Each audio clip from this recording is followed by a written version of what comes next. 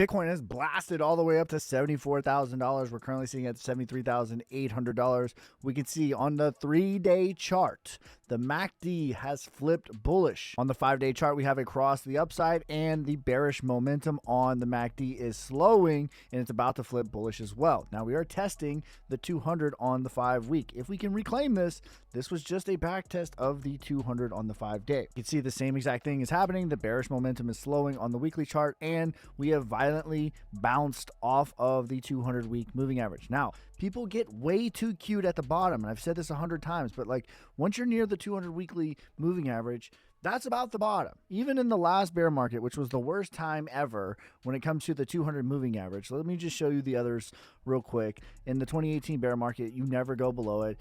In the 2015 bear market, you never go below it either. You only had a wick for a week, and that was it. 2022 was the worst time ever, but I'm going to show you like how silly it is that people get greedy at the bottom. In 2022, we went below it for about 90 days. We were below the 200 moving average. But let's just say you bought around the 200 moving average. Let me show you what you would have gotten. You would have gotten 22,000, 23,000. Let's say you were scared. You didn't buy any of this. You bought it 25,000. You bought it 28,000. You bought it 30,000. You bought it 25. You bought it 31. You bought it 24. You bought it 27.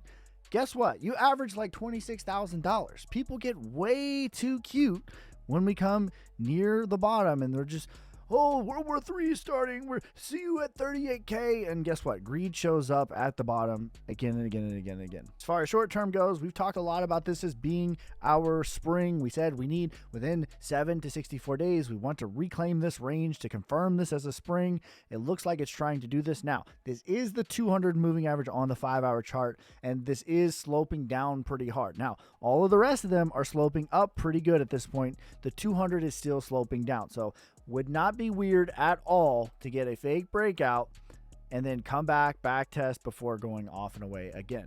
But this is a good sign, a very good start. You can see the volume came in very, very strong. We started putting in higher lows, and this is officially a macro higher high. We want to see by the end of April us to reclaim this 80K range and hold it to confirm this as a spring, which would confirm this as the bottom.